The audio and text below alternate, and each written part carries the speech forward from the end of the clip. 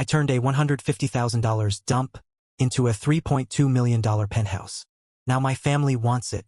The letter of intent arrived via courier at 9 a.m. on a rainy Tuesday. It was printed on heavy, cream-colored cardstock with a raised letterhead. Vanguard Development Group. I sat at the 14-foot live-edge dining table I had milled myself, staring at the number in the center of the page. $3.2 million. I looked up.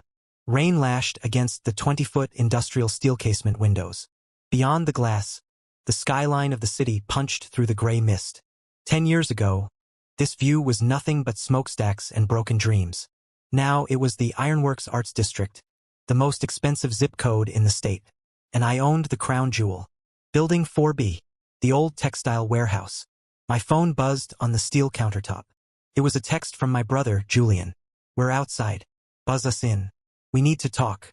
I hadn't given them the address. But then again, when your face is on the cover of Modern Living magazine under the headline Industrial Renaissance, you aren't exactly hard to find. I walked to the intercom. My footsteps echoed on the polished concrete floors. I pressed the button. Gate is open. Freight elevator to the 4th floor. I waited. I felt that familiar tightening in my chest. The same feeling I used to get when I was 17 and Dad would ask to see my report card, knowing it couldn't compete with Julian's. 10 minutes later, the heavy iron doors of the freight elevator rattled open. Julian stepped out first, followed by my mother, Ellen. Julian was wearing a bespoke suit that looked a little tight around the midsection, his hair thinning at the crown. Mom was clutching her pearls, her eyes wide as she took in the space. They didn't see the home I had built. They saw the square footage. They saw the exposed brick arches, the floating steel staircase, the chef's kitchen that used to be a loading dock. They saw the money. "My God," Mom whispered, her voice carrying in the vast open space. It's enormous, Liam. It's 4,000 square feet," I said, leaning against the kitchen island. "Hello, Mom." "Julian." Julian didn't say hello. He walked straight to the window, looking out at the trendy coffee shop across the street where a line of hipsters waited for $6 lattes. "You have air rights?" he asked, not looking at me. "Yes, and commercial zoning variants for residential use," I replied. He turned, a tight, artificial smile plastered on his face. "You lucky son of a bitch." "Luck had nothing to do with it," I said. "What do you want?" "We're family, Liam," Mom said, walking over to touch the leather armchair by the fireplace. "We just wanted to see you. We heard about the magazine. We're so proud." "You weren't proud 7 years ago," I said. 7 years ago, you cried when the will was read. You told me Dad had left me a burden because he didn't trust me with money." The air in the room shifted. The temperature seemed to drop 10 degrees. When Dad passed, the estate was split in a way that everyone agreed was logical. Julian, the MBA, the success story, got the townhouse in the historic district. It was turnkey, pristine, valued at $850,000 at the time. He also got the stock portfolio. I got the warehouse. At the time, the warehouse was located in a blighted industrial zone. It was appraised at $150,000, but that was a joke. It had a leaking roof, asbestos in the walls, soil contamination from decades of industrial runoff, and a squatter problem. The property taxes were higher than the potential rent. It was a white elephant, a financial death sentence. "Liam, you know your father loved you," Mom said, her voice trembling. "He gave you the warehouse because he knew you liked tinkering. He didn't know the city was going to rezone the whole district." "I didn't know either," I said, "but I knew how to work." While Julian was hosting dinner parties in his townhouse, I was sleeping in a tent in the middle of this floor because there was no heat. I spent 2 years wearing a hazmat suit, removing asbestos by hand because I couldn't afford a crew. I showered at the YMCA. I ate beans out of a can. And it paid off. Julian spread his arms wide. "Look at this. You're sitting on a gold mine. And that's actually why we're here." He pulled out a chair and sat down without asking. "I'm in a bit of a bind, Liam." "I heard," I said. "I heard you leveraged the townhouse to buy into that crypto exchange that went belly up." Julian's jaw tightened. "It was a liquidity crunch. Bad timing. The point is, the bank is looking to foreclose on the townhouse. And Mom, well, Mom's retirement fund took a hit too." "I see. We've been talking to a lawyer," Julian said, his voice dropping to a businesslike cadence, "about the equitable distribution of the estate." I laughed. A dry, humorless sound. The estate closed 7 years ago. You signed the papers. I signed the papers. There's a clause, Julian said, pulling a folder from his briefcase. About undiscovered value. We're arguing that the warehouse was improperly appraised. Dad didn't know about the gentrification plans. If he had, he never would have given this entire building to one child. It violates the spirit of the will, which was 50-50. The spirit of the will, I repeated. You mean the will where Dad explicitly said, I give the warehouse to Liam, hoping he can make something of himself? He didn't mean this. Mom gestured wildly at the luxury around us. He didn't mean for you to be a multimillionaire while your brother is on the street. It's obscene, Liam. It's selfish. Selfish. I walked over to the counter and poured myself a glass of water, not offering them any. Where were you when the EPA slapped me with a $20,000 fine for soil remediation? I asked you for a loan. A loan, Julian. Not a gift. You told me to sell the dump and get a real job. That was tough love. Julian snapped. No. That was you betting on me to fail. And now that I've won, you want to cash in my chips. We want a settlement, Julian said, sliding a paper across the court's countertop. We want you to take out a mortgage on this place. $800,000. That clears my debts and secures Mom's future. In exchange, we sign a waiver claiming no future interest in the property. I looked at the paper. It was a draft agreement. They had this ready. They had planned this. Get out, I said. Liam, be reasonable, Mom pleaded. We're your family. You're not family, I said, my voice steady. You're investors who passed on a risky stock and are now trying to sue the company because it went public. Get out of my house. We're filing an injunction. Julian stood up, his face red. We'll tie this title up for years. You won't be able to sell. You won't be able to refinance. I know you, Liam. You're cash poor. You have this big fancy building, but I bet your bank account is empty. You can't afford a legal war with me. I looked at him. He was right about one thing. I didn't like spending money on lawyers, but he was wrong about the rest. Leave, I said. Now. They left, but the threat hung in the air like the smell of ozone before a storm. The lawsuit arrived 3 days later.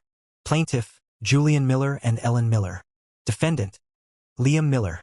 Cause of action, unjust enrichment and constructive fraud. They were claiming I had inside knowledge of the rezoning plans before Dad died and had manipulated him into giving me the warehouse. It was a lie, but lies take time and money to disprove. I didn't panic. I did what I always do. I went to work. I called Mr. Henderson.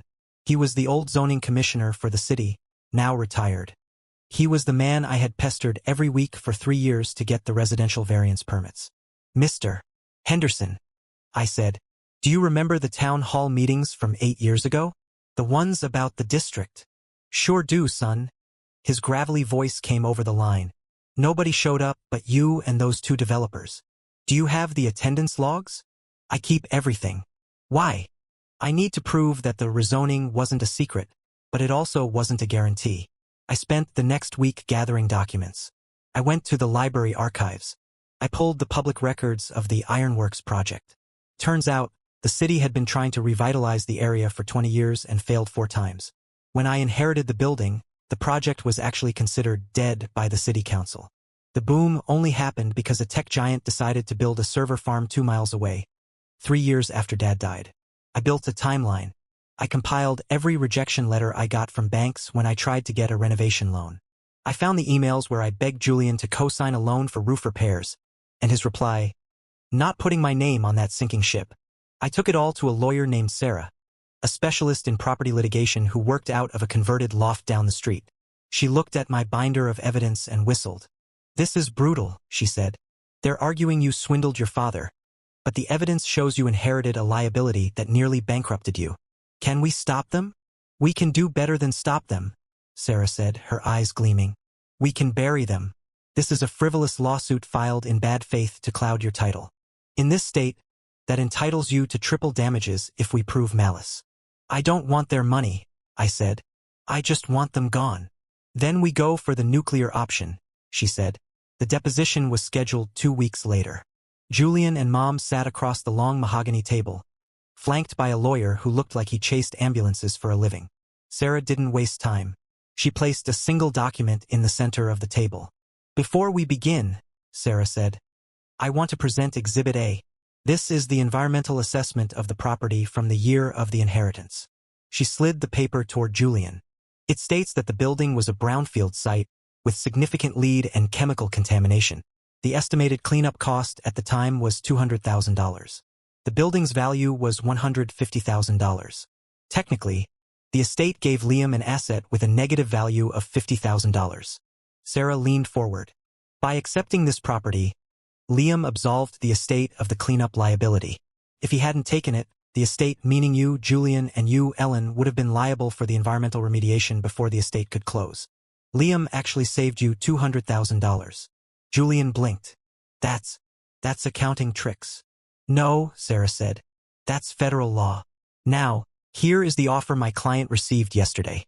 She slid the Vanguard Development Letter of Intent across the table. Julian's eyes went to the $3.2 million figure. "I saw the greed flare up, naked and ugly. However," Sarah continued, "if you proceed with this lawsuit, the developer will pull the offer.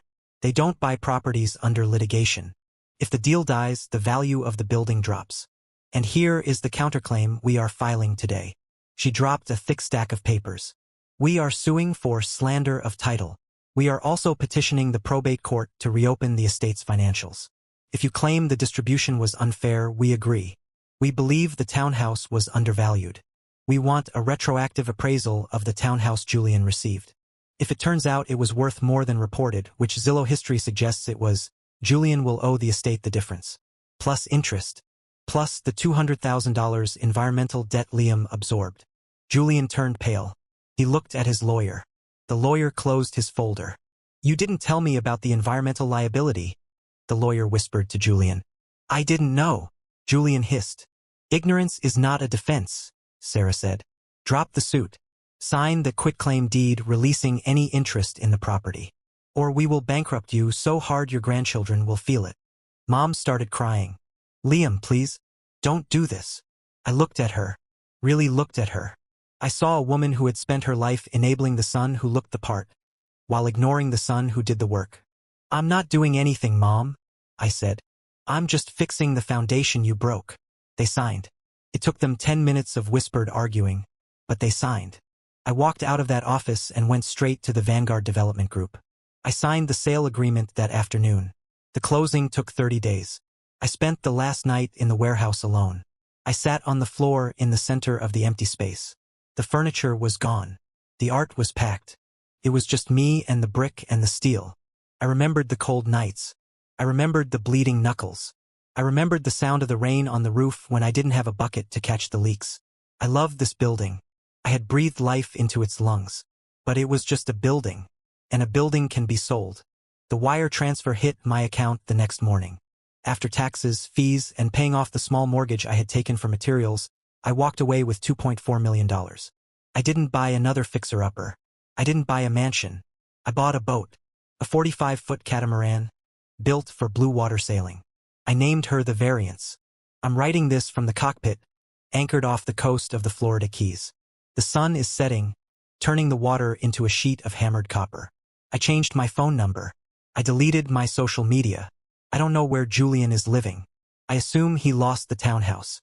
I assume Mom is living with him in some cramped apartment, complaining about how ungrateful I am. Let them talk. I have a toolbox in the hull of the boat. It's rusted and dented.